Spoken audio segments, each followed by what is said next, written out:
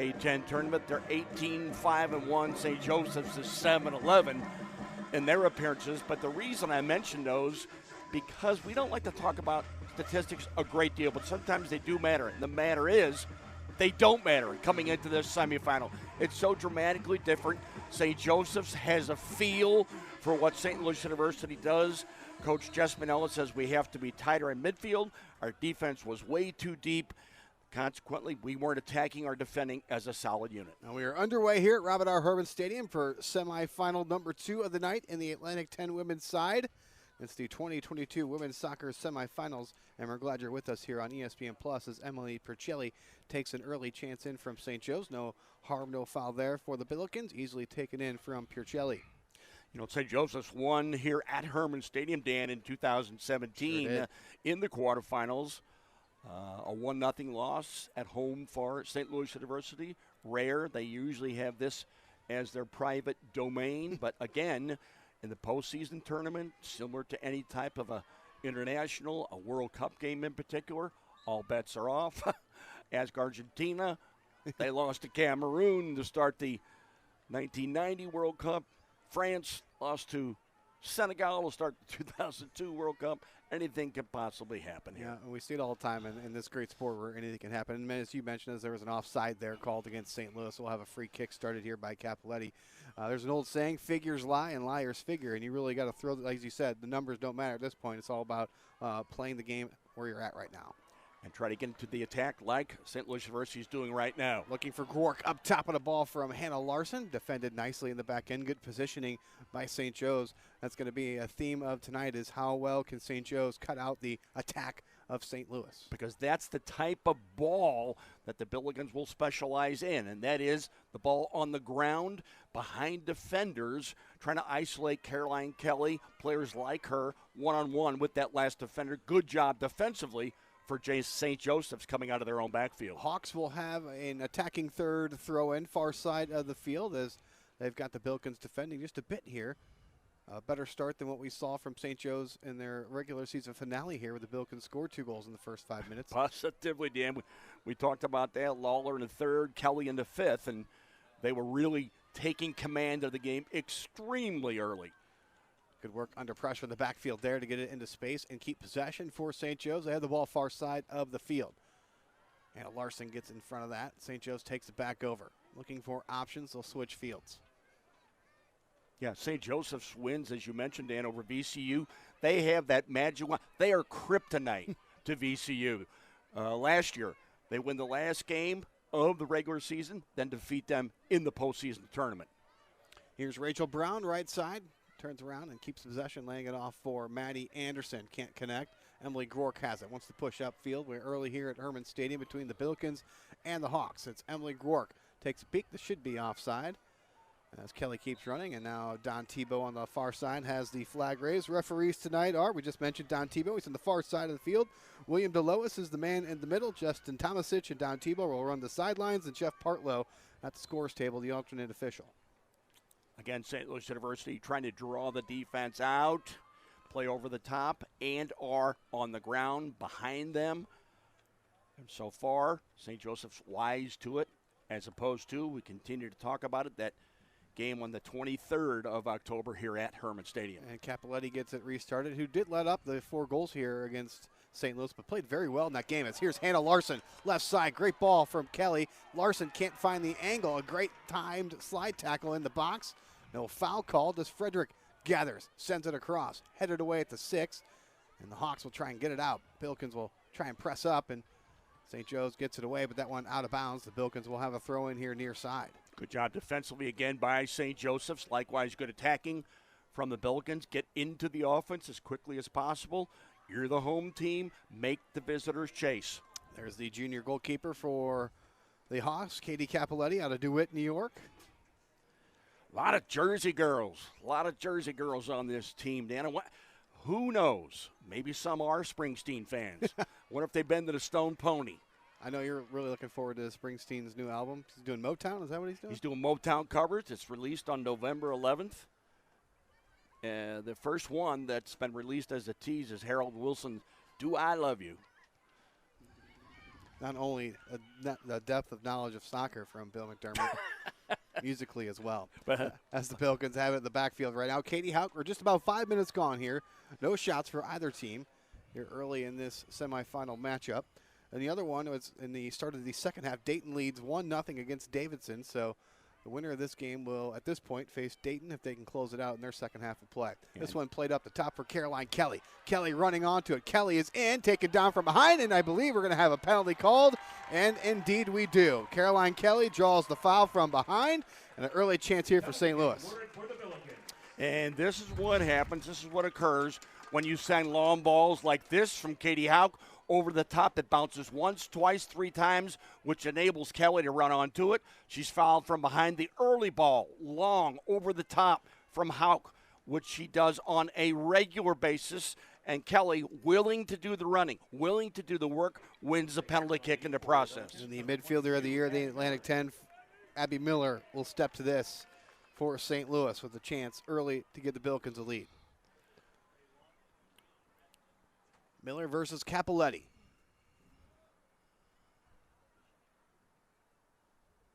Whistle blows. The approach. Shot and a goal. Abby Miller has the Billikens in front, 1-0 on the penalty kick goal. And a good start for St. Louis. Positively, Dan, exactly what you're looking for in the semifinals, trying to get into the final at your home venue, which, by the way, would be here if St. Louis University emerges in this semifinal, noon Central Time here at Herman Stadium. Nicely struck by Abby Miller, midfielder of the year, as you pointed out, in the A-10. This and her senior year, she was likewise the midfielder of the year. In her sophomore year, gives the certain, sure pass, does it early, cuts out a lot of balls in the central part of the field. You see her standing almost immediately in her office in the center circle. So Abby Miller has the goal. The Billikens have their early lead here at Robert R. Herman Stadium in the women's soccer semifinals of the Atlantic 10 tournament. So Miller with the penalty kick in the 6th minute. A little bit different, but only 3 minutes so from when Anna Lawler opened the scoring here the 23rd of October in the 3rd minute. So here comes St. Joe's immediately down the field. Angelini with a shot. That's blocked off by Miller. The Hawks recover. Sent in at the 18th. Bounce through. Back door is loose. Sent across again. Deflects right for Pucelli as Ashley Ornak was in on that right side. What a dangerous ball by St. Joseph's. That's the ball in behind the defense on the angle. You'll get a perfect view of it. It's coming right at you. Look at this. In behind the defenders, in behind number 7 in particular, Emily Grorick at the near post. Pucelli covers up nicely, but that's the type of ball that kills defenders. It beats 3 or 4 defenders at one time. Back to live action. That's Caroline Kelly working that ball on that right side of the field, cut out from behind. Loose ball. Miller pokes it free. It's Frederick. Frederick attacking on the left foot. Pokes one towards goal. Capoletti right there to make the save. Diving to her right to keep it 1-0. But what a poke from outside by Hannah Frederick. Hannah Frederick not as afraid to shoot from anywhere, in particular from distance. You get an example of it right here, just at the tip of the penalty area arc. Forcing Capoletti to dive to her far right. Nicely struck by Frederick. Good goalkeeping by Katie Capoletti. And another chance there from St. Louis as Frederick swung in across, but just too far out in front of everybody. Goes over the end line, but a couple of chances created there from St. Louis. And Frederick, as is her custom, as is her temperament as an attacking player, 1, 2, 3 touches, shoot from distance. Has scored 15 game winners, has Hannah Frederick. All have come in the 80th minute or later. So Hannah, big time, big game Frederick, if you will, is going to leave here with a lot of records. Has some already. We'll tell you about those as the broadcast moves along here. But Hannah Frederick will go down as one of the all-time great Billikens. For sure, Dan. And case in point, she was on the 25th anniversary team. She is the consummate attacking player. She wears number 11 for a reason. She's not an orthodox left winger by any means, but she's into the attack on a regular basis. Just needs one more point to tie the school record of 104 held by Jamie Perry.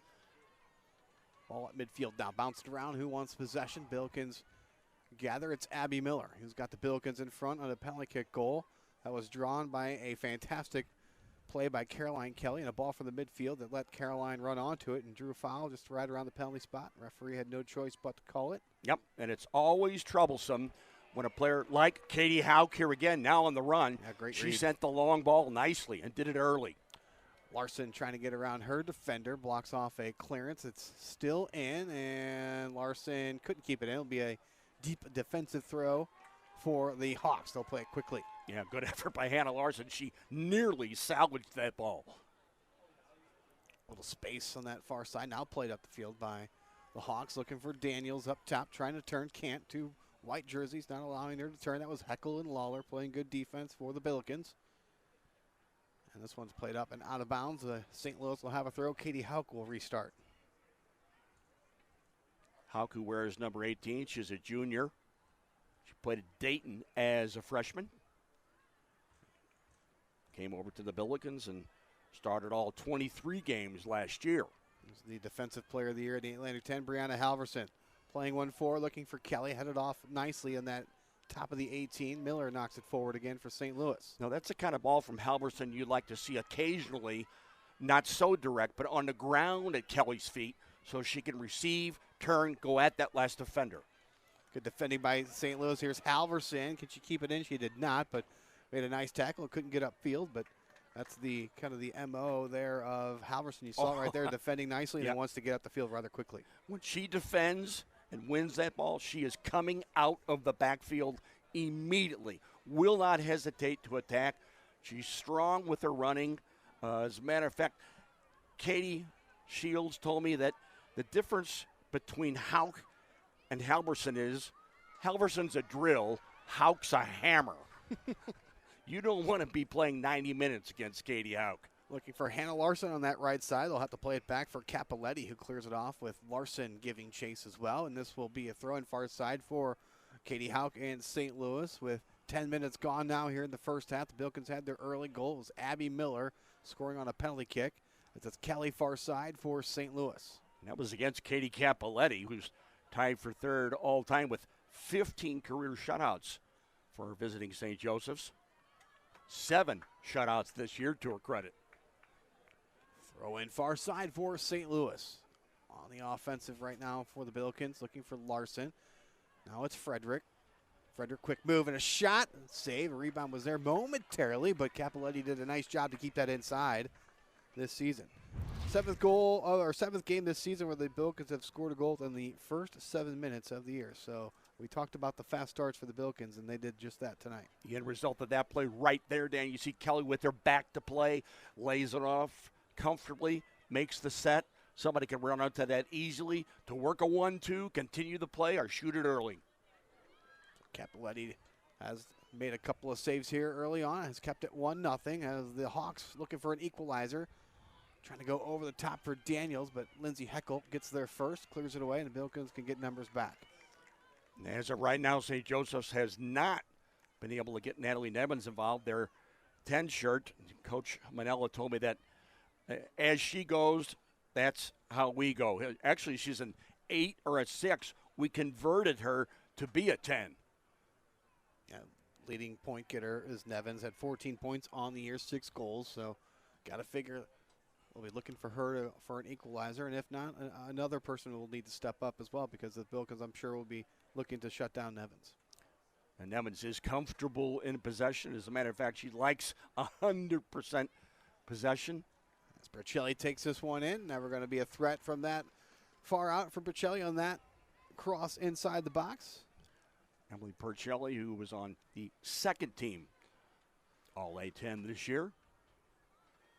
She was on the first team last year in 2021. She was the A-10 defensive player as a freshman. Number 1, Emily Percelli. Played through. Here come the Hawks across midfield. Rachel Brown playing it forward for Daniels, who had to stop her run. Daniels lays off. Nice look. On this right side, and Emily Grohr coming over to defend as Maddie Anderson, the junior out of Pennsylvania, was pushing forward. That's the kind of ball St. Joseph's wants to begin the attack. Play it on the ground to that front runner, number 21, Giselle Daniels. Get her involved in the attack. 4 goals, 4 assists so far for number 21, Giselle Daniels. Emily Gore couldn't handle that one. Throw in coming for St. Joe's. That's Maddie Anderson. Lindsay Heckel cuts it out. Pushing forward now, looking for Kelly. Good look back by Kelly and punched forward by Miller. Cleared out in the back line, though, by St. Joe's. And it'll be a Billiken throw now near side with just over 31 minutes remaining first half. Once again, you saw the Billikens attacking through Caroline Kelly, Dan, this time with her back to play.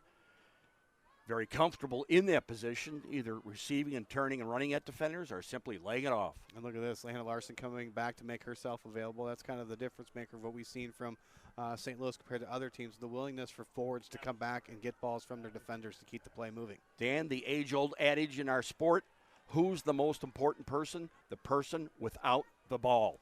If you make yourself available, you make the other team defend and chase, you are in business for 90 minutes. It was like consecutive plays where Kelly came back to make herself available, and then Hannah Larson came streaking back. And that's what good possession teams do, is they find the open man, and the open player also will find the open lane to receive a pass. Julie Fowley told me that I always looked for someone else in front of me, in particular the top front runner, and she knew whoever it was playing up top to show, make yourself available so I can find you easily and work a 1-2, clip it in, or just set it for me and I'll take a shot. A chance now for St. Joe's with just over a half hour remaining. They got a set piece on that far side. Free kick. Swung in. One out of the air by Sophia Stram and cleared away by Emily Gork. Billikens will push up as the Hawks will try and keep Billikens defending here. And right side. Nicely done here on the ground from St. Joseph's. As Anderson trying to play that one up top, trying to connect with their forwards. And that pass right now between the midfielders and forwards with St. Joseph's not connecting as well as they would like it. It's been good coming out of the backfield, it has, through indeed. midfield, Dan. But that last pass to the top front runner, as you just pointed out, hasn't been there yet. Case in point there is Anderson tried to swing one in, and Hauk did a nice job to get in front of that. Here's Anderson once again. Erica Bear. Good ball forward. Ornak turns, has a little space. Now takes a shot, and good shot. Good attempt from outside, but Eleni Percelli right there to make the save, but why not throw one on goal? Positively, Dan. What were we just talking about? Play without the ball. That's what Arendak did just there. Here's the ball out of the backfield. It's not on the ground, but she still handles it nicely, looks up, has a go. As that's the second shot of the day for St. Joe's as the Billikens come the other way. Frederick playing it out wide for Hannah Larson. Wants to go 1-on-2. Can't beat him. A tackle won by St. Joe's, and we'll try and work it up the field left side. Good work in that back end by St. Joe's. Very nice in a tight space by St. Joseph's coming out of their own backfield. Very nice. It's on the ground. It's early. Yeah. Good ball work out of the back. Here's Daniels. Takes a peek. Wants to cut it up forward. Anna Lawler's there. Bumped off. It's loose. And Percelli will take that. But another good chance and good run of play there from St. Joe's. Very much so, Dan. Coming all the way from the back through midfield. If that last pass we just saw there, you'll see it here. If that ball's on the ground immediately, instead of taking that first hop, then St. Joseph's is really busy. Larson's bumped off. Good tackle win by St. Joe's. Played out wide once again. Playing with much more confidence, it seems like, here in this game than compared to the regular season finale, St. Joe's. Yeah, very much so. Coach Manella said, we will not enter this particular game like we did the October 23rd game. It's just not going to happen. Our strength is our personality, she told me. We work, we play hard, we have fun in the process. And as we mentioned earlier, we like to press high as much as possible because we're a very athletic team. Another shot for St. Joe's, their third of the match. So Billikens leading on that penalty kick goal. And ever since that goal, it seems like St. Joe's has responded very well. Here's a chance now for Emily Gork. Emily Gork couldn't get a good touch on that one. Just poked out in front, and Capoletti reels it in. Good defending yet again by St. Joseph's. They realize the danger when anybody's one-on-one. Here's the ball over the top again. Good defending by number 24, Maddie Anderson. Back to live action again, and Caroline Kelly trying to go over the top, battling for another ball near the 18, and snuffed out once again by St. Joe's. So Billikens continuing to go to that ball over the top, and we'll have a foul called here. As just a little too physical on that slide tackle for the referee's liking, as Rachel Brown, the junior from Seabrook, New Hampshire, gets whistled. So Billikens will have a dead ball free kick right at near midfield. Here comes Katie Hauk into your picture. So we know where this ball is going to go. It's going to be long and direct into the penalty area. Off the right foot of the right back, number 18, Katie Hauk. So Billikens pushing numbers forward at the 18 as Hauk will take this near midfield.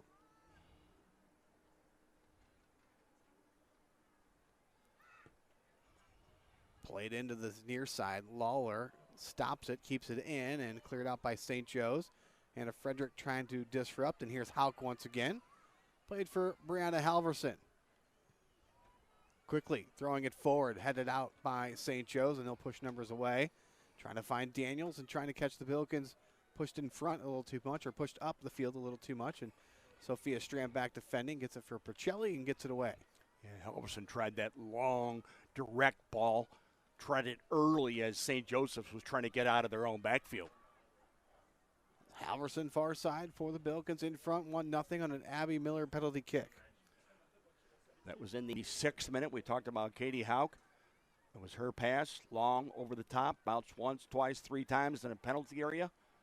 Kelly was fouled from behind. Loose ball midfield. Who wants it? Pushed forward by Hatt. And now it's Halverson once again for St. Louis.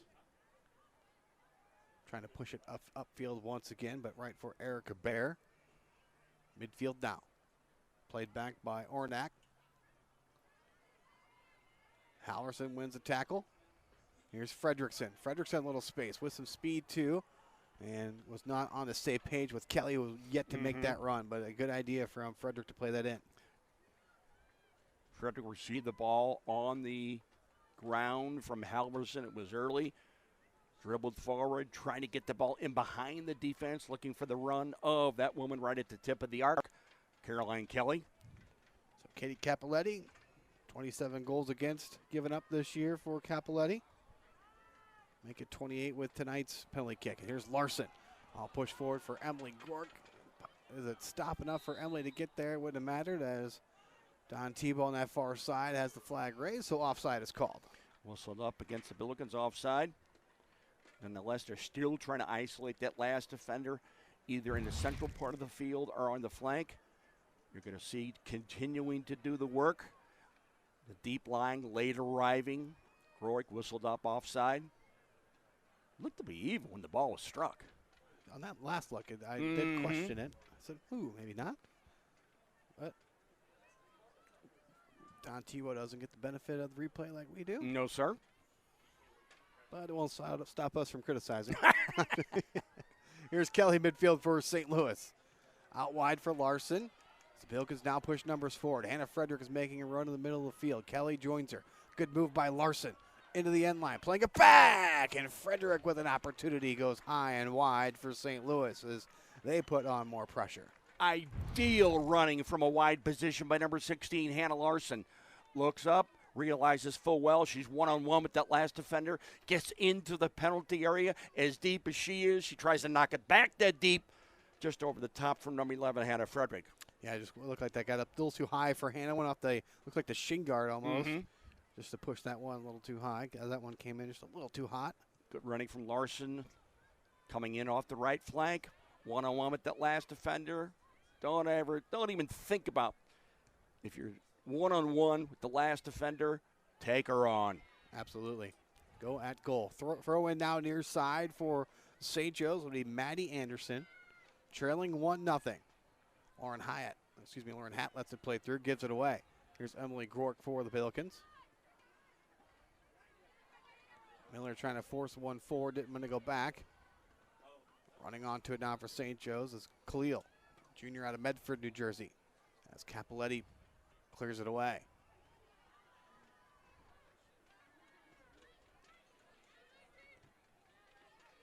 That one will deflect out of bounds. Throw in coming. Good defending by number 24. Again, Maddie Anderson really doing a nice job of winning those one-on-one battles. So the penalty kick goal has been the difference right now for St. Louis. Shots are pretty much even. It's in favor of the Billikens, 4-3 at this point. And they've benefited from that penalty kick call, and that's where we stand right now. It's 1-0.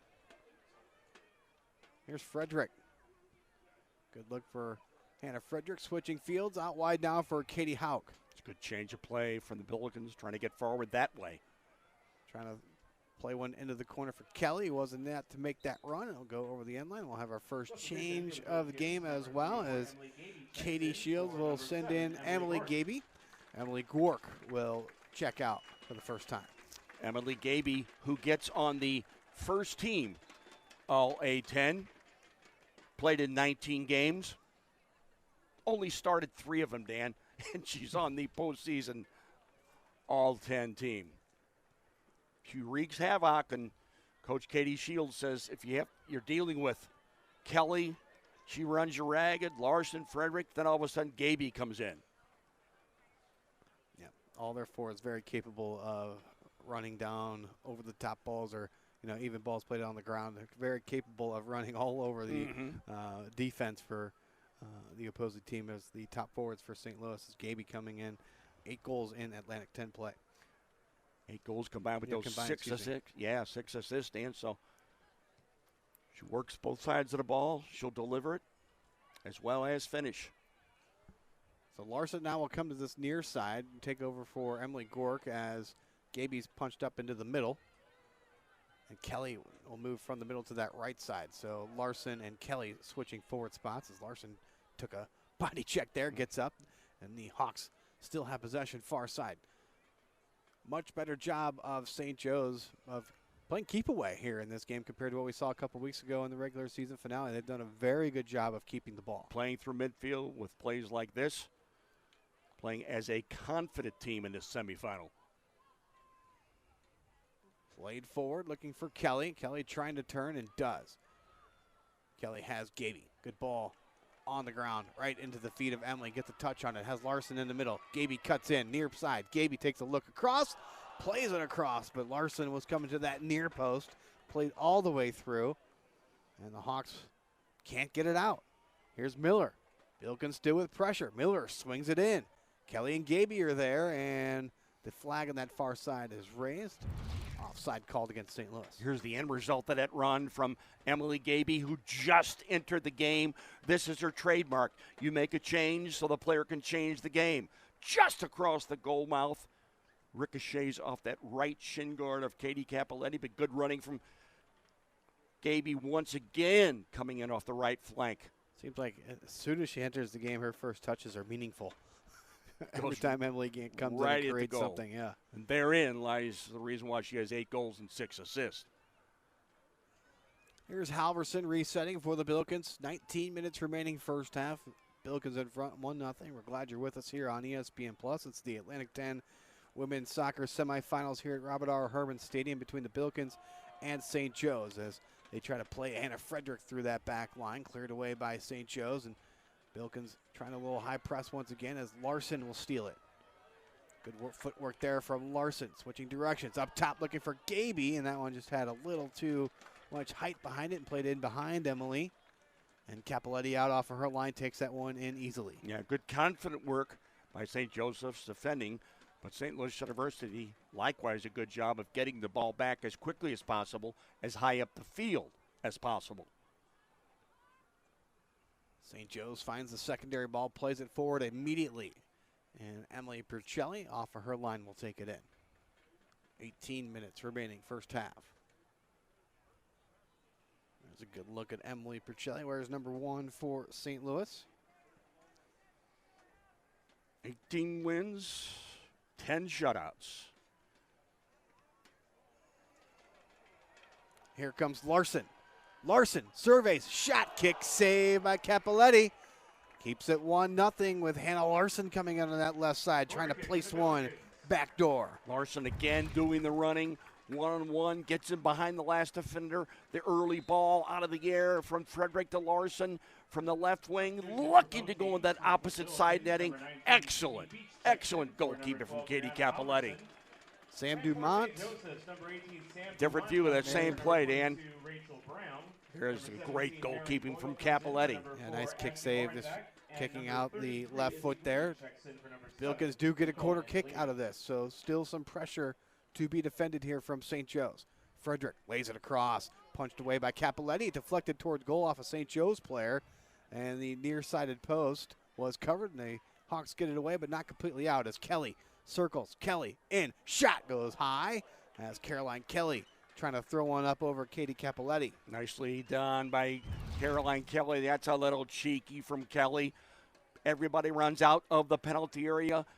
Kelly runs right back into the penalty area. Look, she tried to clip this into the opposite side netting over the top of Capoletti. Good running from Caroline Kelly. 6 shots now for the Billikens as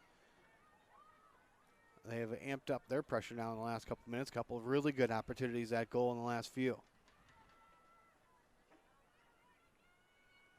Miller wins that ball out of the air. Secondary ball goes to St. Joe's. Given right away, though. Hannah Frederick on it. Quickly out wide for Emily Gaby. Billikens on the attack once again. Gaby into the box. Emily on it.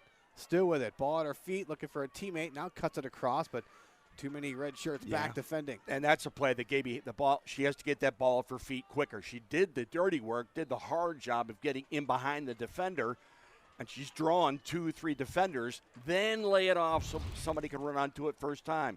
You'll see the end result of it here. The Billikens sending it right back into the penalty area. This is Hauk over the top for Anna Lawler, who's offside by the width of a house, but nonetheless, it's the early ball from Katie Hauk looking for Anna Lawler.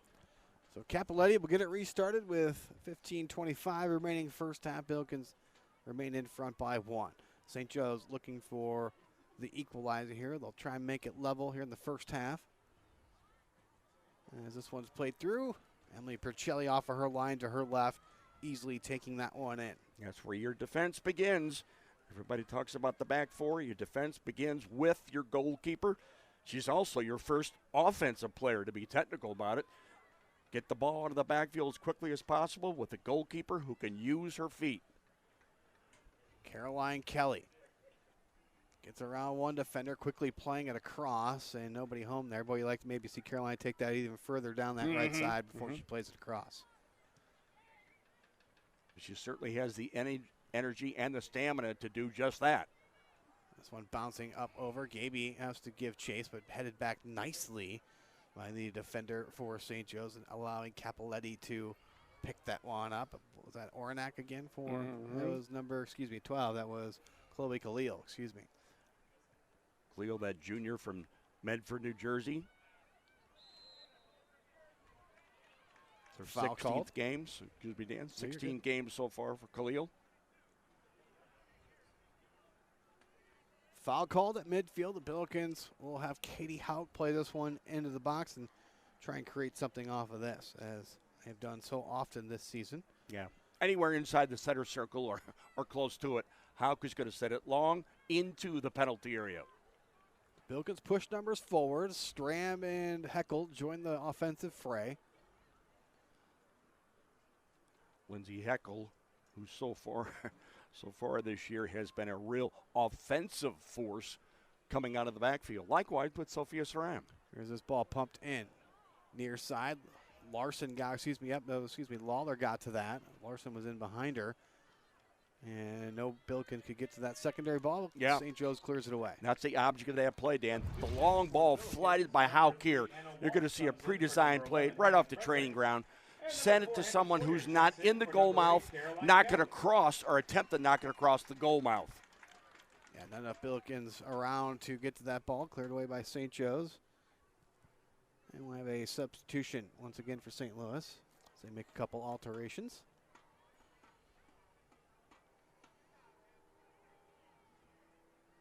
St. Joe's gathering it down, played by Sam Dumont, entering the game moments ago as well. Now played up midfield, nobody home for St. Joe's. Giving that one away was Lauren Hatt. That's not the kind of ball that St. Joseph's wants. That's not the kind of ball that anybody wants. Keep the ball at midfield, which they have been doing. That last pass there, just too direct. No one can run on to that. Hannah Sawyer just checking in, playing some defense. Now here's Hatt again. Good look inside for Anderson. Trying to thread that needle forward, and City Beach will leave it for Lindsay Heckel, cleared away. 12:15 remaining first half. Here's Larson near the Billiken bench. It's a fantastic evening here in Midtown on the campus of St. Louis. Nice crowd on hand as well for this women's soccer semifinal in the Atlantic 10 championships. Final, if St. Louis University advances, would be here Sunday. If indeed St. Joseph's does, it'll be a different story. Yeah, if St. Joe's wins this game and Davidson happens to win, it'll be at Davidson. But right now, Dayton still has that 1-0 lead late in Dayton, under 15 minutes remaining. They're up 1-0. So. Off an absolutely stunning, world-class, fabulous goal by Benigno. Yeah, that'll be on SportsCenter top 10 tonight. Striking a dangerous second ball, Dan. How often do we see it? Everywhere in the world, everybody's wary of a second ball. Benigno struck it first time, and it was a goal anywhere in the world. I don't think any keeper in the world could have stopped it either. That's with the placement of that one. Kind of reminded me of the Zidane goal for Real Madrid against, I think it was either Munich or Leverkusen in the Euro finals a couple of years back. Actually, it was more than a couple of years ago. When the ball that, just came floating back out to Zidane at the 18, who whipped a volley upper 90. Roberto Carlos just knocked the ball straight up in the air skyward. Zidane runs onto it. Here's Anna Walsh for St. Louis. Gets bumped off. Carson Cole just checking in, making a tackle. And here's Katie Hauk. Now let's see how these changes affect the Billikens. And likewise, when St. Joe's makes changes, is it going to affect them? And they give a corner away here. So Billikens will have a corner kick. With just over 10 minutes remaining, and it'll be their first corner kick, second corner kick of the match.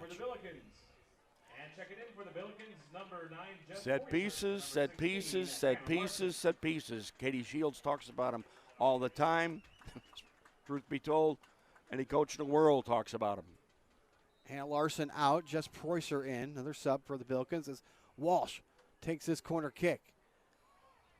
Loose and knocked away by St. Joe's. Katie Hauk will send it back up into the air, right at the 18 on that far side.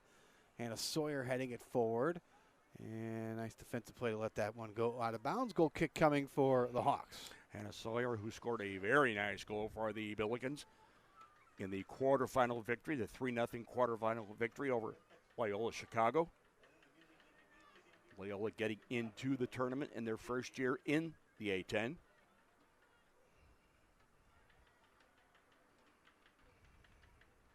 Waiting for a goal kick here from Capoletti.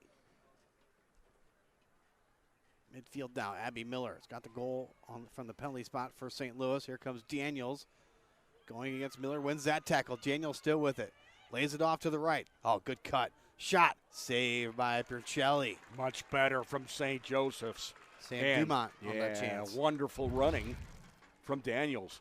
Here's the end result of her running from a deep lying position.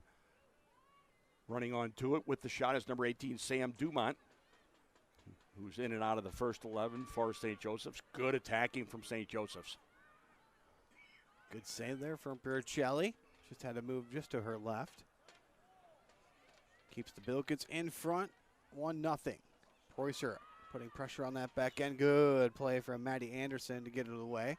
And now here's Abby Miller. Switching fields. Good ball out wide for Katie Hauk to run onto this. Billikens will push forward once again. Hauk surveys, sends it across. Gaby there, punched away. Here's Carson Cole. Her shot is blocked. Still loose at the 18.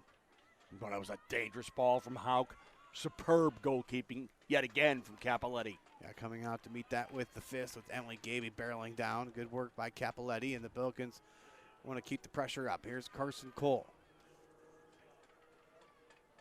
Gives it away, plays it out. Hawks will have a throw in far side of the field with under 8 minutes now remaining first half. 1-0 on that penalty kick by Abby Miller in the 6th minute. Here's Gaby right side. Gaby pumps it across. Nobody home for St. Louis. Preußer trying to get onto it. Cleared away by, I believe that was Anderson defending for St. Joe's. Yeah, she's been doing a wonderful job. Number 24, Maddie Anderson, sometimes the last defender back. St. Joe's with possession now. Cutting into some space is Izzy Green out of Lyndhurst, Ohio. Anna Sawyer trying to make it difficult. Does. It'll be a throw-in far side for the Billikens. Good work nonetheless, again, by St. Joseph's, coming out of their own backfield, keeping it in the process. Miller gets in front of that pass. Lindsay Heckel away.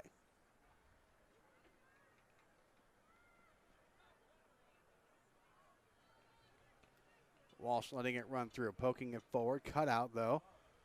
Walsh getting back on it.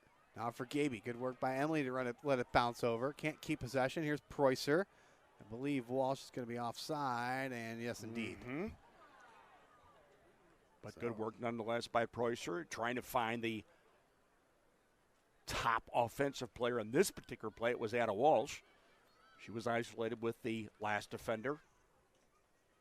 So Capoletti will get it restarted at the top of her 18. With just over 6 minutes remaining, shots are 6-4 in favor of the Billikens. Much more tightly contested game here. Again, we mentioned it.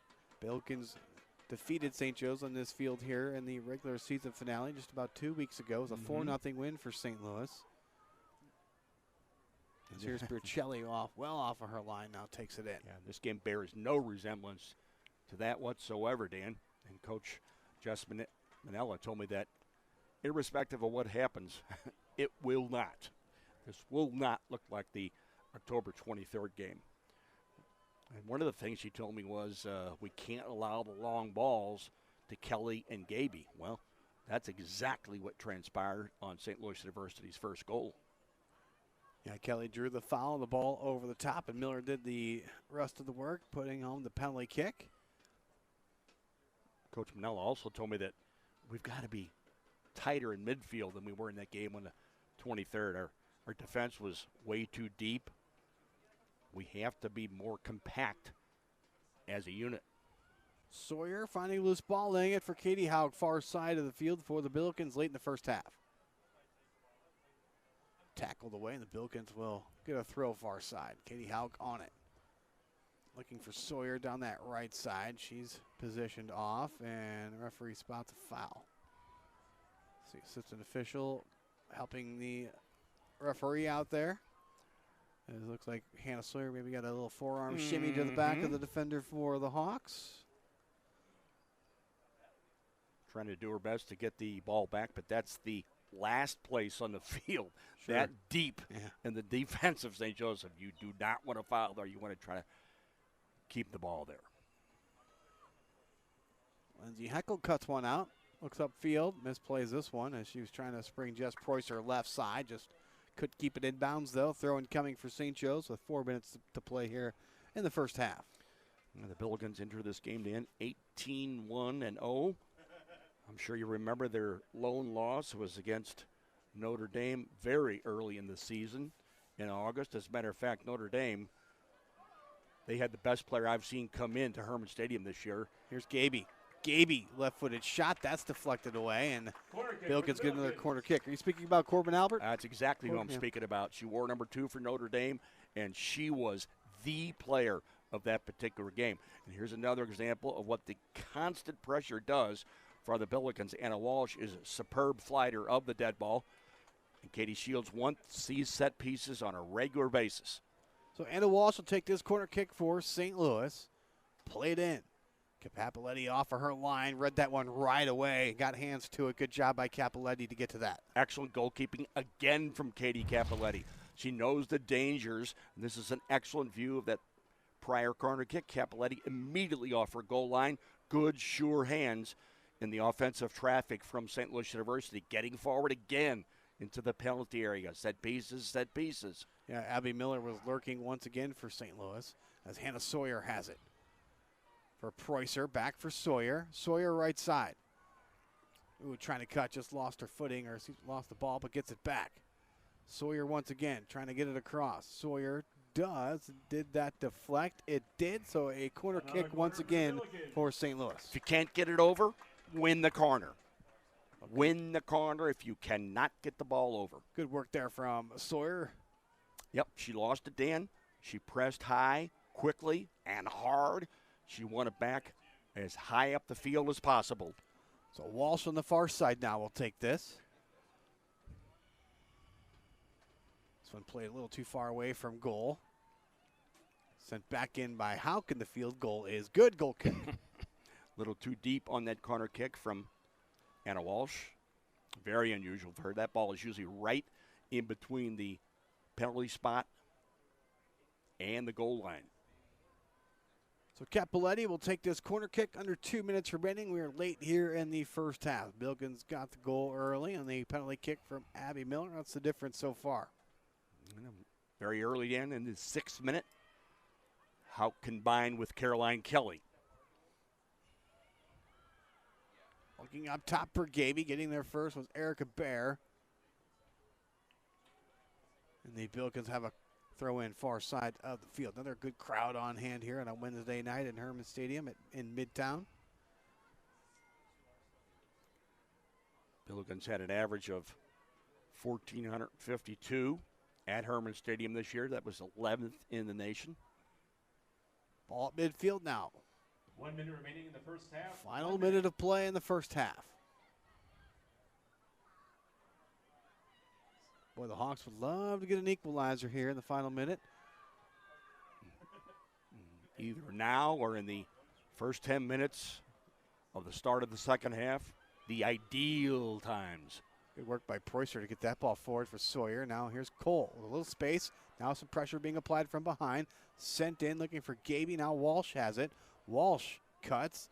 Thought she was going to shoot that, but did a nice job to cut. But the defender was right there with support defending. Couldn't get it on the left. Good, calm defensive work from St. Joseph's.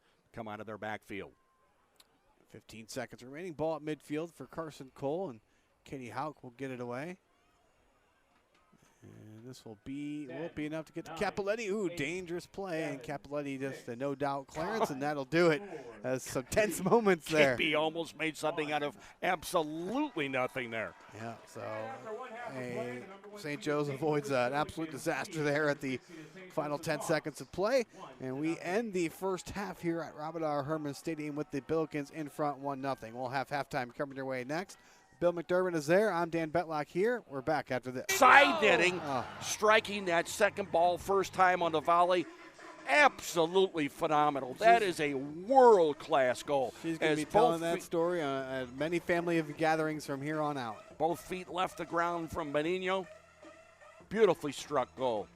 So we got 45 minutes to play here. We welcome any of those Dayton-Davidson viewers that are now tuning into this game in the second half, as winner of this game will indeed face the Flyers of Dayton. If the Billikens win, it'll be right here at Herman Stadium on Sunday. If St. Joe's can come back and steal a win from St. Louis, it'll be at Dayton. So a lot to play for here in the second 45. We are underway here at Herman Stadium. The teams have obviously switched sides of the field. The Billikens now go left to right, as here's Caroline Kelly, right side for St. Louis. Takes a peek inside. Gaby's there, off the bar. Larson can't control it. But what a ball across for Emily Gaby from Caroline Kelly, who just could not keep it down. Gaby hits the bar. The Billikens beginning this second half exactly the same thing against Loyola Quarter. Caroline Kelly in behind the defenders across the goal mouth for Gaby, who hits the face of the crossbar. Wonderful attacking from the Billikens at the outset of the second half.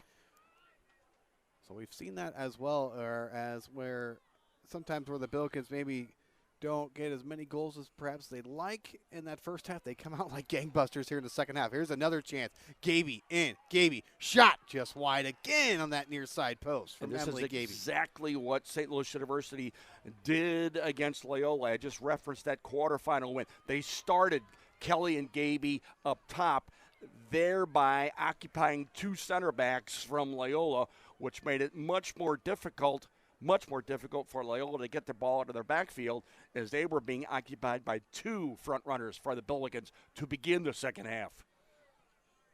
Yeah, Katie Shields must have some really inspiring words at halftime, because there's now 2 games in a row where they've come out in the second half creating chances right off the hop. She did say, in the politest of terms, we did have some magic words at halftime.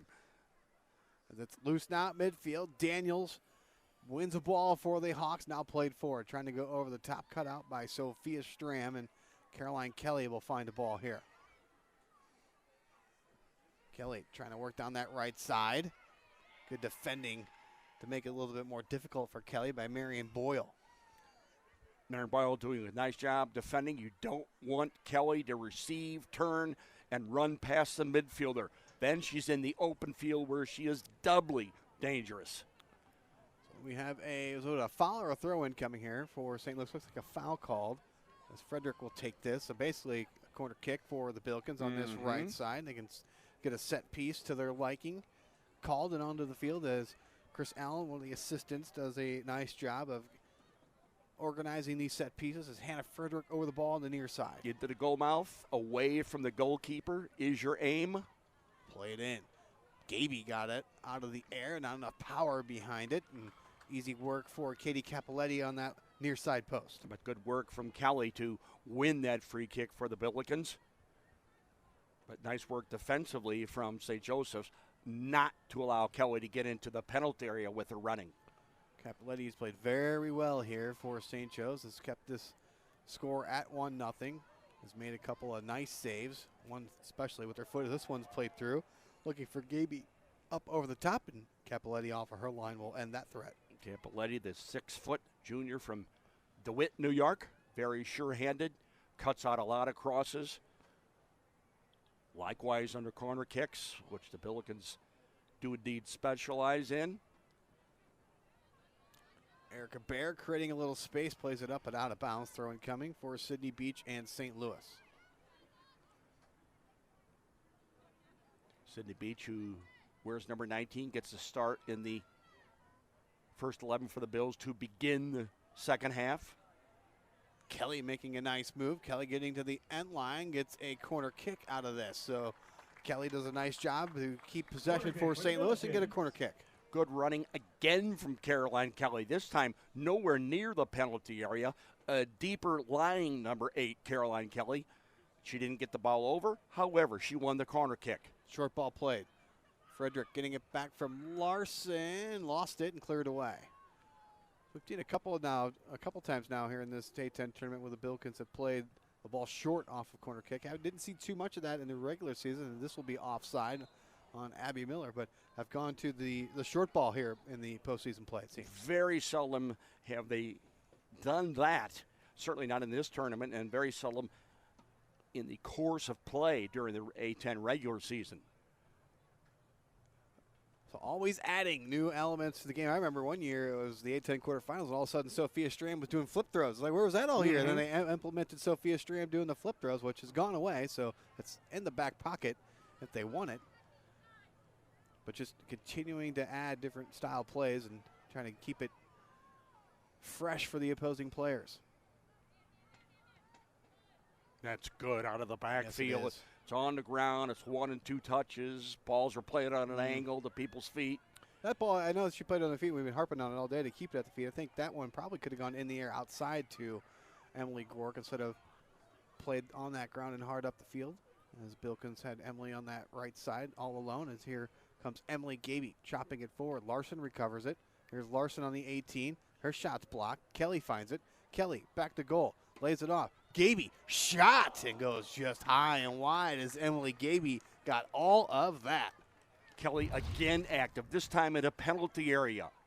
Good running coming in off the flank. Now here's Kelly, the end result. Her back to play, somehow keeps the ball alive, sets it, lays it off for Gaby, who hits it first time, just over the top of the crossbar there.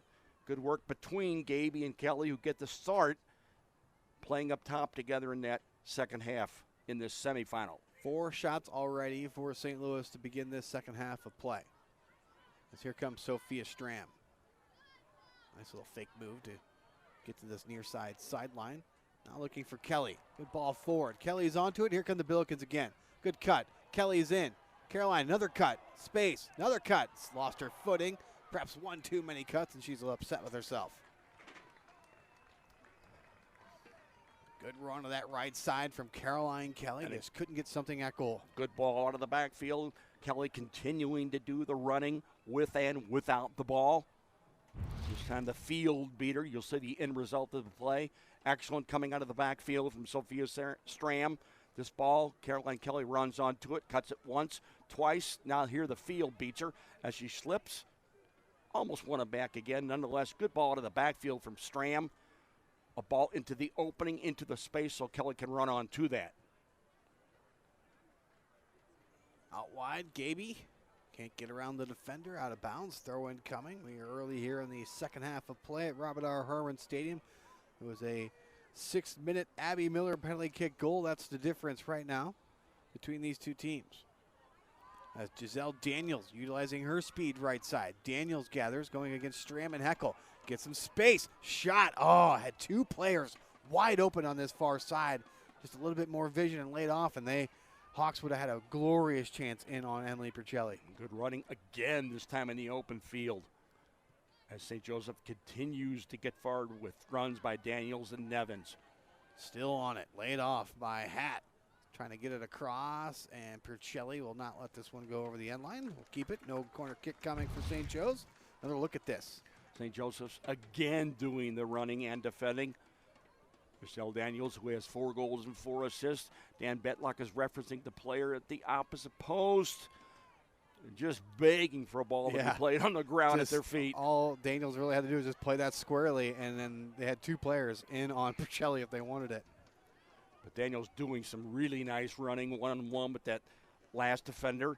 Just a sophomore from Burlington, New Jersey, is number 21, Giselle Daniels. There's Gork looking for an option. Now finds one for Kelly. She changes directions. Kelly still on it. Kelly swings it across, and Capoletti had nothing to do but just kick that one away inside the 6. When in doubt, kick it out. Cleared as early as possible. That ball's on the ground, going across the goal mouth. Nothing but danger there. Looking near side, trying to turn is Boyle. Good job by Sydney Beach to keep the offender in front as Rourke playing it up top. Gaby giving chase, and this will be a throw-in in the defensive third for St. Joe's. St. Joseph's again very strong defending. One-on-one with that last defender doing yeoman work. Here's Miller. Has the game winner if it stands like this. Here's Gaby. Gaby across. Larson has to come back to get it. And here's Emily Groark. Softly playing that one across, and the Billikens will get themselves another corner kick as Emily Groark was looking up top for a deflection for Caroline Kelly. Groark was trying to pick out Kelly with the ball on the ground. End result, corner kick to be flighted by number 11, Hannah Frederick. So there's Hannah Frederick. She'll take this corner kick for St. Louis.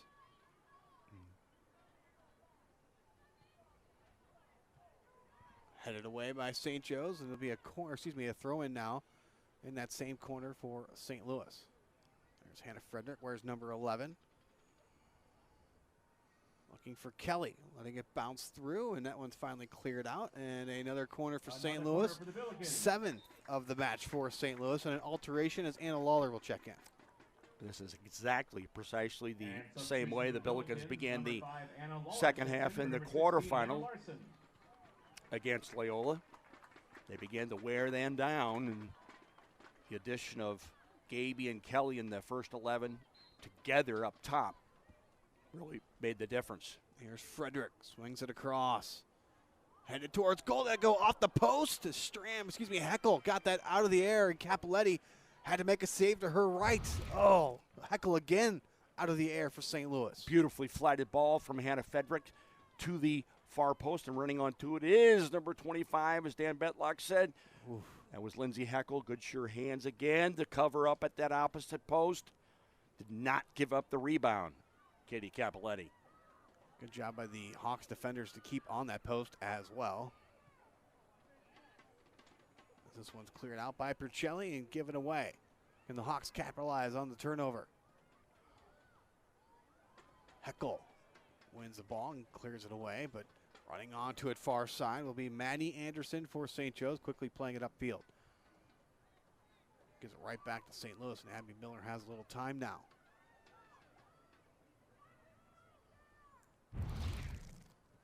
Here's that last play. Heckel with the head ball. Oh, yeah. And that's why you station a player at each post, Good the near and work. the far post. Good work by St. Joseph's, not giving up the rebound, clearing off their own line. Capoletti jumping on a ball that may have floated back into the penalty area. Slow clap for the camera guys and production crew here. That's Brian Cunner and Nick Rettig doing a great job. spotting that. Great save. Good defensive positioning on the corner kick. We had a foul here as Caroline Kelly drew a foul, so Abby Miller will get it restarted. She'll play the short ball square for Lindsay Heckel.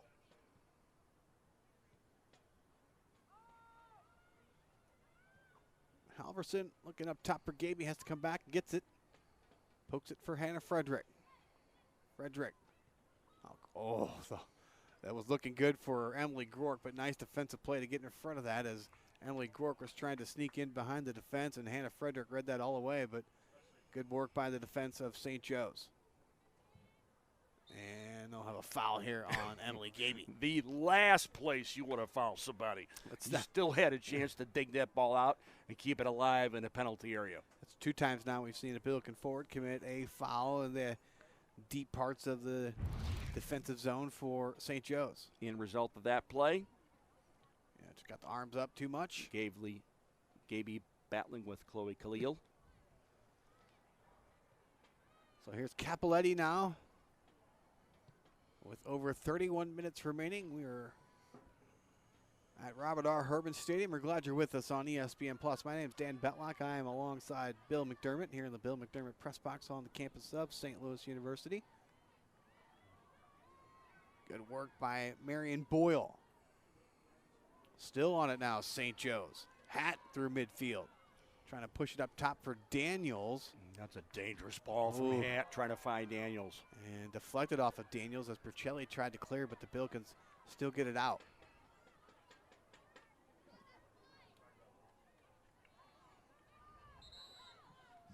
Substitutions coming for St. Joe's.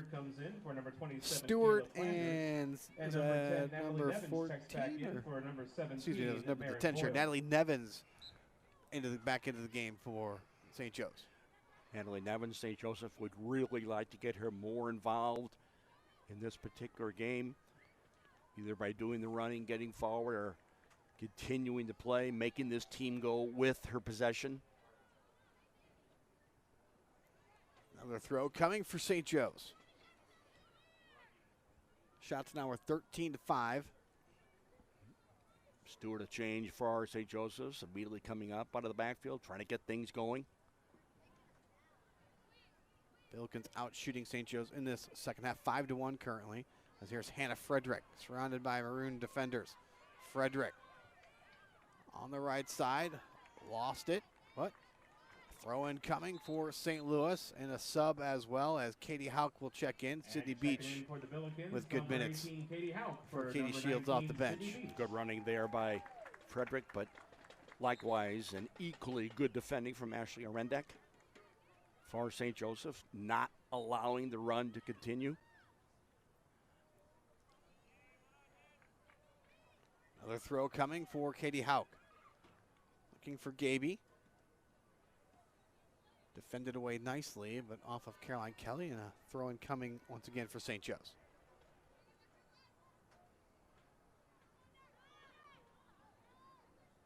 Nice flick on by Daniels, trying to get up over Stram. Still on it is Daniels as Stram was bumped off. Daniels cutting into the right.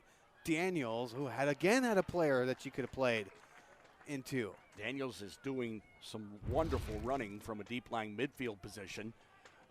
This is almost directly halfway on the middle of the field. Number 21, Giselle Daniels, doing the running. If she gets the ball off her feet a little quicker, St. Joseph's is into the attack in a dangerous way. Far side possession now for St. Joe's. This one goes off of St. Louis, I believe, or did that just... We'll have another sub coming as Hannah Larson checks in. So it'll be a Billiken throw far side. Caroline Kelly will get a breather here. Yeah, who did a ton of work at the outset of this second half. And now Hannah Larson comes on, who, after Kelly has worn people down and run them ragged, now on comes Larson. But so far, even with all the running and the excellent opportunities, the game remains 1-0. Loose ball near side. There's Hannah Larson. Gathers in. Tackle at midfield. Larson still with it. Here's Miller. Halverson for St. Louis. Good look for Hannah Larson. Got a little space out there. Now cutting, creating a little bit more. Trying to play it up for Gaby, headed away at that back line. St. Joe's recovering it. That's Nevins at midfield, near midfield. On the right side. Looking for Ornak. Play to the left side now, and Katie Houck will give chase. And this one will go over the touchline. Throw in coming for St. Louis, and another sub. This time for both teams. Izzy Green checking in. Sam Dumont also checking in. Hannah Sawyer checks in for Emily Gaby for St. Louis. St. Joseph's made 3 changes in that first half. St. Louis University made 6.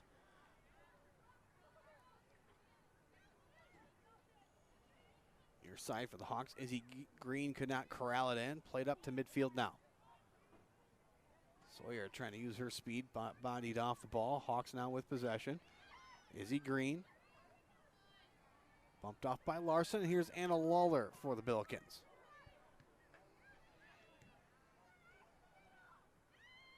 Nevins.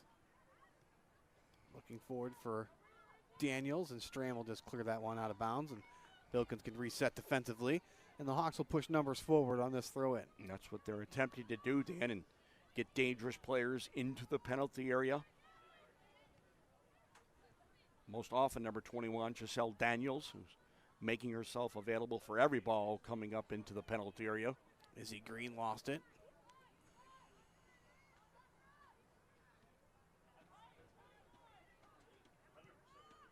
Hannah Frederick chops it forward, not out though. Here's Daniels back to goal. Heckel steals it. Sam Dumont. Emily Grork defending. Dumont against Grork. Here comes Halverson to help. Dumont splits the defenders. Plays it across. Heckel right there. Textbook defending there from Heckel right there at the corner of the 6 and heads that one away. Right at the near post. Good running from Dumont to get forward. Coming from the midfield position, getting into the penalty area. That's what St. Joseph's has to do. Get people up into the penalty area. Capoletti off of her line had to make this play, ran into Hannah Sawyer.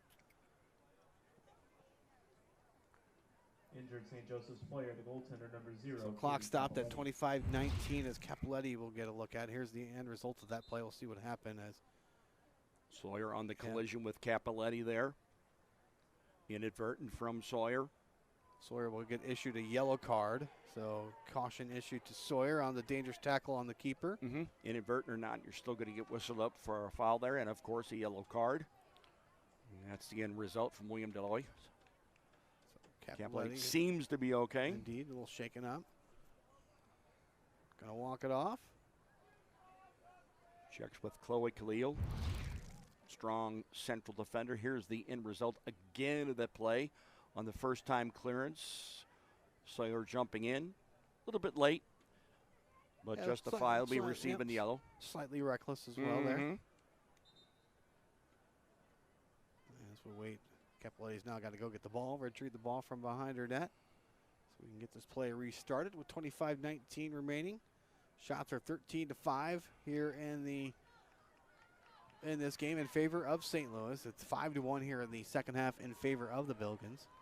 The Billikens with 5 shots here so far in this second half of play.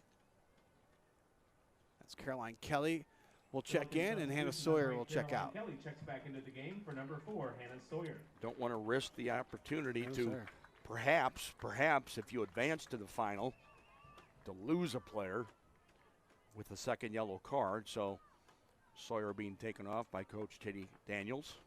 Excuse me, Katie Shields. So here we go. Referee has the whistle, and we're back in play. Emily Grork knocks one forward into space. Kelly will give chase, but getting to it first. St. Joe's giving right to Kelly, but Kelly couldn't bring it in on that first touch as Capoletti played it right to the feet of Caroline Kelly. This is dangerous. The attempted first-time clearance from Capoletti. She does just that. However, it's inadvertently to the feet of Caroline Kelly. Took a St. Joe's deflection off of Kelly. That ball got on Kelly too quickly. She was surprised by it. I think Capoletti just wanted to make sure she could pick it up, so she wanted to have it deflect off of St. Louis. in a very roundabout way. Yeah. Hannah Frederick bodied off, can't get it, and it goes out of bounds on that right side. And it'll be a goal kick coming for Cappelletti.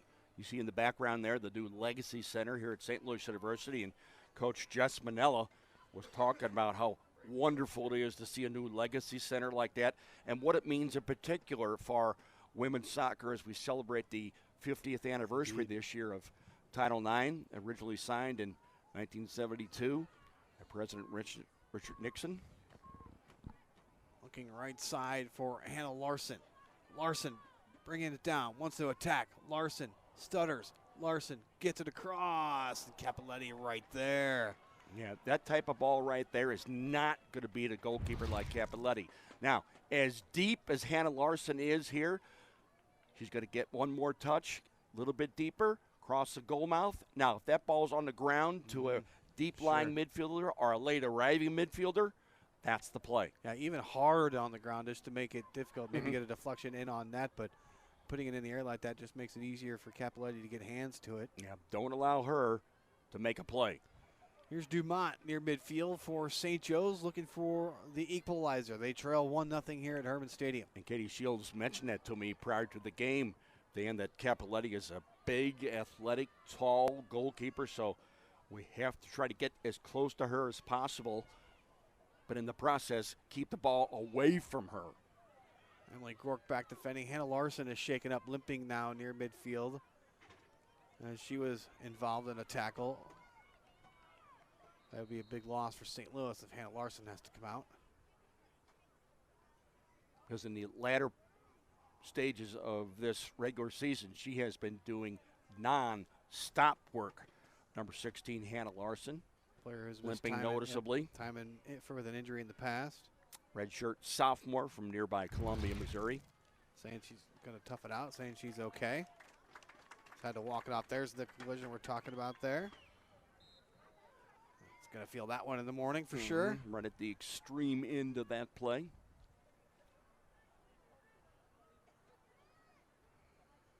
Dumont can't get it across. Miller gets it away for St. Louis. Billikens have done more defending here, it seems like, in the last few minutes. And they're being forced to do so because St. Joseph's is continually doing the pressing, trying to get the ball into the penalty area as quickly as possible. Did Halverson keep that from going over for a corner? She certainly did. Just barely. Good pressure applied by Emily Gork. Another throw-in coming for St. Joe's. 22 minutes remaining in this game. And the pressure being applied now by the visitors who have come here to play. Coach Jess Manella said, we ain't going to be scared in this game. That's how we were in the 23rd of October game. Not this game, not the semifinals of the postseason tournament. Pumped forward by Katie Hauk. Nobody up top, though. This will go over touch for a throw-in now for St. Joe's.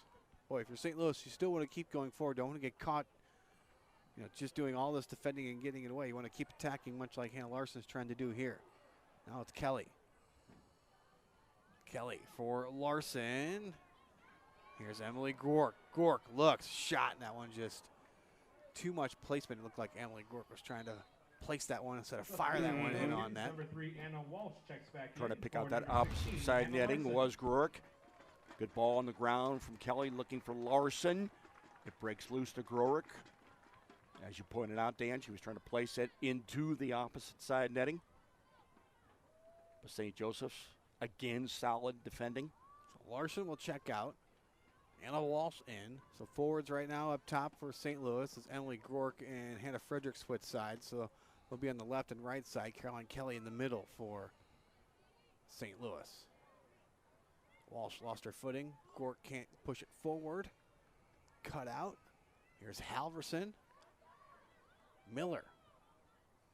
Type of game, Dan, as it continues where you rue the chances that you had in the very first stages. Good tackle of that second half. From Katie Hauk. Right side now. Caroline Kelly plays it across. Cut out in the middle. Kelly still with it. Kelly can't get through. Still on it. still battling. Kelly taken down again. Referee not going to call it this time. Obviously, the fans wanted the foul called. So did the bench for St. Louis. Not going to get it here, though. Watch this running by Caroline Kelly, who will not let the play die.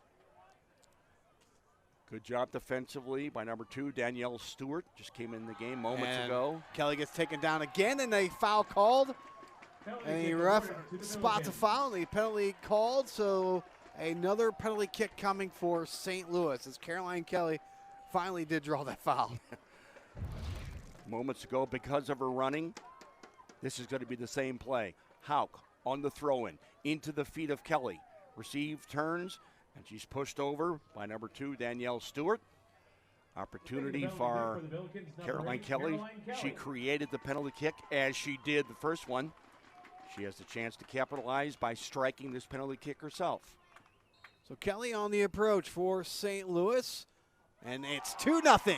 Capoletti got hands to it. She did indeed. Enough power behind it, though, from Kelly, and it's 2-0 St. Louis on 2 penalty kick goals here at the semifinals of the A-10. Penalty kick. Oh! Good effort by the goalkeeper again, Katie Capoletti. Nicely struck. Nicely struck by Caroline Kelly. Capoletti almost turned that away. But Kelly doing the job offensively, continuing to do the running inside the penalty area, wins the penalty kick, fouled by Danielle Stewart. So 2-0 lead now for St. Louis on 2 penalty kick goals. Boy, for St. Joe's, you're thinking, boy, the referee could just keep the whistle in his pocket, we'd be tied. But that's not the way it's crumbling right now. It's 2-0. In favor of St. Louis. They got the penalty kick goal from Abby Miller in the first half. They get the penalty kick goal here in the second half from Caroline Kelly. Kelly with her 12th of the year on the penalty kick. It was Miller in the first half with her 6th of the year on that penalty kick. That was in the 6th minute. Kept in near side. Here's St. Joe's. Left side as over to help defending is Stram. And Lawler clears it away. Yeah, Mickey Smith gives us a great note here. Caroline Kelly ties the school record for points in a season, 30. 30. And she tied Hannah Frederick when she was a freshman. What a year for Caroline Kelly. Still working hard up top, Kelly. Deflects that one into her, but won by St. Joe's. Played back to Capoletti. Capoletti nearly turned that penalty kick away. Yeah, guessed the right area, guessed to her left. Got hands to it, but the power behind the shot was just too much. Yeah, and because of her height, Dan, the ball was struck into the, looked to be the roof of the netting by Kelly, but because of her height, almost 6 feet, almost turned that away. Throw in the attacking third for St. Joe's. Here's Danielle Stewart. Lost it. Her pocket was picked by Anna Walsh. And good support defending by Erica Bear. Bear, who's been active defensively. Maddie Anderson in the first half, in particular for St. Joseph's. Likewise.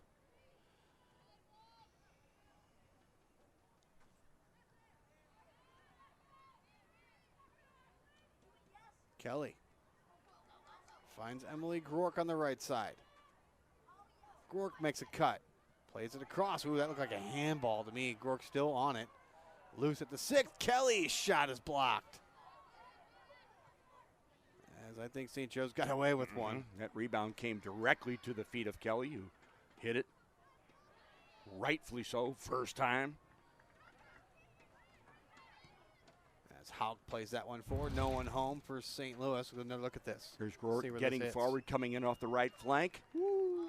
I mean, it's tucked into the body, but it is, you know. Right. Well, that's also because of the lack overall around the world of the continuity of the call on a particular play like that. Many referees will call that a penalty kick. I would have. I mean, if the hands are down at the sides and they're in toward the body, I'm not calling it. But since the arm was kind of at a 90-degree angle, extended a little bit, I think I would make that call.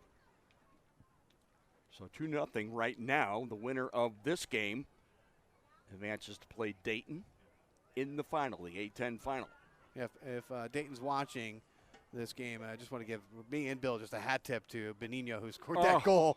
We were watching it here in the booth. We watched it live, and I about fell out of my chair. It was absolutely an amazing fabulous. Goal. That's a goal anywhere in the world. Absolutely. We've mentioned it. And you can stop the voting. We also mentioned this Yes. for our goal of the year in the postseason tournament. Absolutely. Both feet leaving the ground from Benigno. A second ball struck like that. A lifetime goal. Beautifully struck. Here's Houck near side for St. Louis. Keeps it in just barely and played upfield. Here come the Hawks, though. Miller does a nice job to win a ball. Emily Gork makes a cut. Looking forward for Kelly. Kelly, ball at her feet. Chased by Stewart. Oh, good look out wide by Kelly. Here's Hannah Frederick, left side. Couldn't get a clean first touch on it. Now Frederick whips it across. Gork for St. Louis towards goal, but not enough power behind that head ball. And Capoletti with a couple of shuffles to her right makes a save. Nicely flighted ball from Hannah Frederick. Didn't get the right touch, the proper touch on the first ball that came to her feet. Rourke tries to salvage it, but Capoletti, again, safe and sure coming off her goal line. Good job by Emily just to make a run and get to that ball and get a shot on that. Make the play happen, keep it alive in the penalty area. Here's Strain in the backfield. Will give that one away. Miller tackles, but here comes Nevins for St. Joe's. Dumont trying to touch it around Halverson. Albie Miller now helping. Billikens come away with it. Miller just immediately throws it up top. Just didn't have the proper angle to get it in towards Hannah Frederick. Instead, it's Capoletti now. With under 15 minutes remaining, second half here at Herman Stadium. Looking like the Billikens will host the Flyers here on Sunday as this ball is played to the right side. Emily Gork has a little time and space. Gork takes a look inside. Hard ball played across. It's loose. And finally cleared away by St. Joe's. Yeah, that's the kind of ball you've been talking about, Dan. Low and hard on the ground, simply looking for a player to run onto it for the redirection. Lawler and Frederick will check out. Emily Gaby and Carson Cole check back in. So perhaps going a little just bit more defensive mindset here with Carson Cole checking into the midfield. Realizing full well if you would indeed pull the victory off here in the semi, you'd return for the home game, the final to be played Sunday. Gaby gets another corner kick for St. Louis, her 8th of the match, so another corner coming for the Billikens. Anna Walsh will come over, take this. Caroline Kelly will play the short ball. Kelly, good cut by Kelly. Playing the cross, trying to softly play that one in at the 6th. And Capoletti using her height advantage over Emily Gaby. Gets to that ball. Capoletti's going to pick that ball out. I think she'd pick that ball out over the head of Abby Wambach. Good goalkeeping yet again. As Capoletti was under a little pressure from Gaby. There are the corner kicks on your screen. 8-0 in favor of St. Louis. Subs coming for St. Joe's. Rachel Brown checking in, as well as number 17, Marion Boyle. Number 18, Sam Dumont. Some fresh legs on the field for St. Joe's, trailing 2-0. Trying to get some kind of sustained attack going is St. Joseph's. Carson Cole pokes that one forward, headed on by Emily Gaby and cleared out by St. Joe's. Abby Miller miskicks that one. It'll be a Hawks throw in far side. Hawks were 3-2-5 in the Atlantic 10, 5-7-7 overall. Had a great upside win in the first round, getting by VCU. Now trailing here in the semifinals 2-0 to the top-ranked St. Louis Billikens. Yeah, they were 5-7-7 overall, Dan. 3-2-5 in the A-10, as you pointed out. Here's Gaby left side for St. Louis, trying to get around her defender. Can't, and Capoletti will clear this one off the line. Boy, those 7 ties, obviously they added in the non-golden goal this year, so there's no overtime being played. But Boy, 7 ties, you're right there. You know, like you're just Positively. a play or two away from, you know, having maybe 8 wins this year. And if they could have just been a little more productive other than just 18 goals scored, you wouldn't have those 7 ties. Looking over the top for Gaby once again, cut out in that back line. With 11:11 remaining, and here comes Sydney Beach And back number 19, onto the Sydney game Beach for checks back St. in for Louis. the Billikens for number 12, Brianna Halverson. So Sydney, one of the first subs off the bench for St. Louis, plays a lot of reliable minutes off the bench. Back into the game now for Katie Shields' team. Beach and Preußer, Walsh, Cole. Katie Shields has been more than happy with their play as changes in this 2022 season. So the defensive player of the year in the Atlantic 10 goes off from the, presumably for the final 10:35 of this game. As Billikens have it left side. Emily Rourke playing it across, bouncing through. Nobody home for St. Louis. Carson Cole will run onto it. Here's Cole, fakes to her right and goes to her left. Plays it across, but right inside the 6 for Capoletti. Easy work for Katie. Wants to roll it out. Given away. Stolen back by St. Joe's. Can they push up the field? As Caroline Kelly doing a nice job as Marion Boyle got caught looking. Here's Gork. Gork shot, save once again by Capoletti. As the Billikens were threatening to go up 3, but Capoletti shuts the door once again. Another good job by Capoletti. Magnificent goalkeeping. That's a certain third for the Billikens. St. Joseph's, the ball given away, picked off her feet. Marion Boyle, one-on-one with the goalkeeper.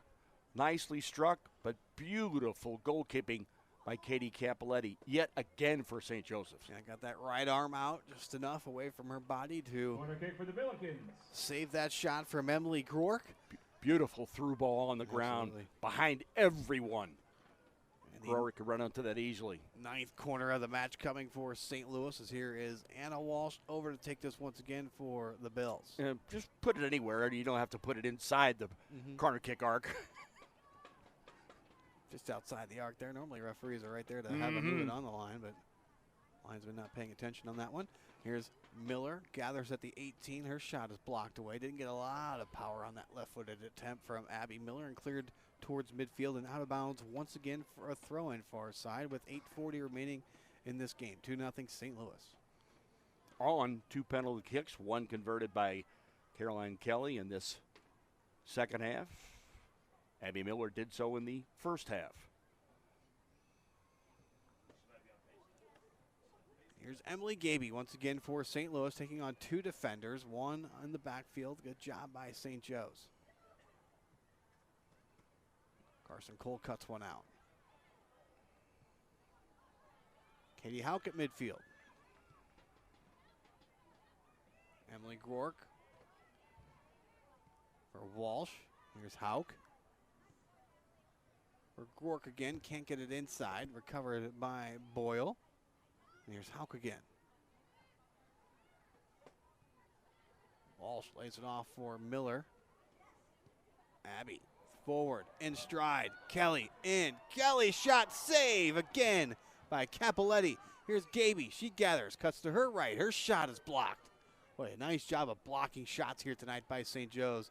Reminds me of an NHL defensive team just so willing to get in front of some of these shots from St. Louis. Last 2 central defenders doing a wonderful job. Here's Anna Walsh. The ball on the ground for St. Louis University, working through midfield. Over the top yet again for Caroline Kelly. And Katie Cap. No, there is not 2 people in goal. It's just one person, Katie Capoletti. Gaby at the end of the play, her shot likewise blocked. We're back to live action. Play has stopped. Caroline Kelly a little shaken up after that play, cramping a little bit. And I got to give a hat tip to Katie Capoletti, who went over to help stretch Caroline Kelly. So just great sportsmanship being shown there from Capoletti, future leader of the world, I'm sure. And Kelly doing the running. He's covered every inch of the field in this second half. Perhaps there'll be a change for Caroline Kelly. Substitution for the Billikens. Obviously, with a cramp, she does not run that way on a normal basis. Matter of fact, nobody does. Well, it's either a cramp or something else, but we won't go that far. As Kelly now gets to the bench to stretch it out, or gets to the scores table and stretches out. Carson Cole doing the defending. The end of that play was stopped. There is Kelly still trying to work out that cramping. She got a penalty kick with 19:41 remaining. Recorded her 12th goal of the year. So referee will drop the ball, and we are back in play here. And Katie Hauk pushes that back for Capoletti, who arguably, obviously, will get the game ball if there was a game ball for St. Joe's. She's played so well here tonight. 7 saves on the evening for Capoletti. If indeed it ends like this, she has kept it at only 2-0. Certainly worthy of an all-tournament team mention with this effort here tonight, and of course pitching a shutout against VCU. So I'll keep that in the back of my mind when we're voting for all-tournament teams. I think Capoletti's certainly deserving of a mention for sure, as she plays this one out of bounds. It promptly gives it away coming out of the backfield. As Frederick will check in for St. Louis. Kelly will now check out. Number 8, Caroline Kelly. So Kelly has scored the penalty kick goal here in the second half. Get a breather. 6:30 remaining in this game at Robert R. Herman Stadium. My name is Dan Betlock. I'm alongside Bill McDermott. I'm glad you're with us here on ESPN Plus for this A10 semifinal. Looking like it's going to stay like this, so we'll have the semifinal matchup, the final matchup on Sunday, November 6th, noontime start right here at Herman Stadium. Begins at noon Central Time. Busy weekend for soccer in the United States. MLS Cup this weekend. Absolutely. Between LAFC and the Philadelphia Union. Yeah, men's conference tournaments going on as well. Mm-hmm. The men here winning the A10 regular season title for the second consecutive year. So they'll host, if they are able and fortunate enough to make it to the finals. It'll be played right here at Herman Stadium if the Billikens can play through. They'll play UMass on Friday night. Yes, sir. Here in the we'll have that quarterfinals right here yes, on sir. ESPN Plus. Bill McDermott and I, Dan Betlock. We're in the waning moments of this game in the semifinal matchup between the Hawks and the Billikens.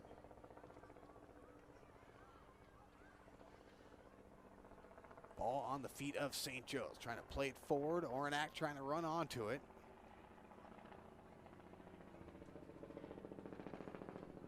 The helicopter flying over the field now as well. They want to get a peek at this Billiken offense.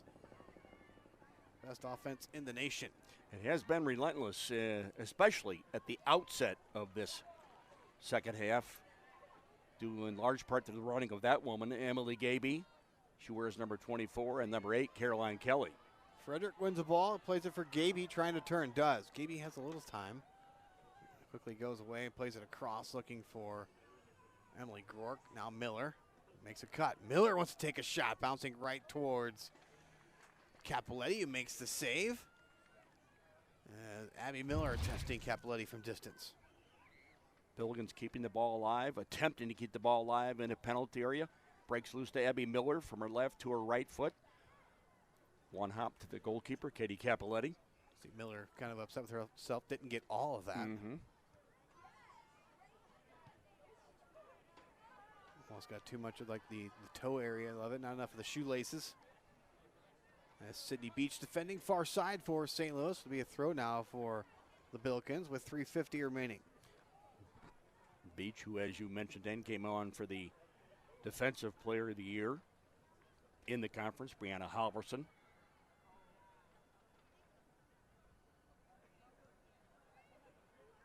And that's what every team is looking for, is when you make changes, the game performance does not drop. Walsh has to play this quickly. Frederick has to slow her run to come back and get it. Now played forward for Emily Gork, but Erica Bear there first, and Capoletti clears that way off the left foot. Yeah. They're just doing the simple thing, cut it out, play the way you're facing, try to get forward. Miller finds one, lost it, now finds it again. Frederick far side, 3 minutes to go. Frederick hard and low across. And Capoletti punched that one away with her feet. Here's Walsh again from Emily Grork. Here's Frederick now. Her shot's blocked. Here's Katie Hauk right side.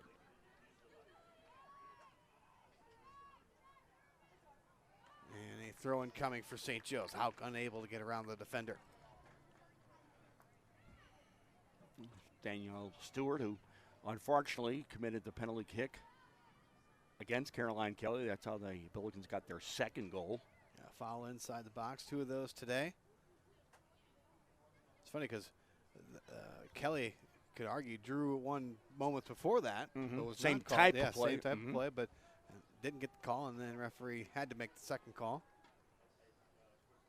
as Kelly was taken down. Here's Gaby. Takes it to the corner with 2 minutes left and gives it right away, though. Mm-hmm. The time-wasting tactics not exactly working when you get the ball back away. Idea was there, certainly, as it's about that time late in this game to start playing keep away and make St. Joe's go the entire length of the field to get something. Under the definition of how do you close out a game? Absolutely, as here's Abby Miller doing a nice job to shield possession. Billikens don't have to press or force anything here. They can continue to play keep away. Good look by Stram. Here's Hannah Frederick. Frederick played towards goal. And that'll go over and out of bounds. Another goal kick coming with 1:05 remaining. Nice running from Hannah Frederick. Even though we get into the 1 minute 89th and 90th minute, 1 doing the minute. running coming in off the right flank. So Capoletti will restart it here. So the Billikens will play for their 5th consecutive A10 championship title on Sunday. Here at home, they will face the Dayton Flyers, who were victorious over Davidson. Dayton was the 2nd overall seed. Davidson was the 4th coming into the tournament. So the 1 and 2 seeds will face each other for the automatic bid. And you kind of think St. Louis has done enough, should they not, win their 5th consecutive title, and could find become 2 bids.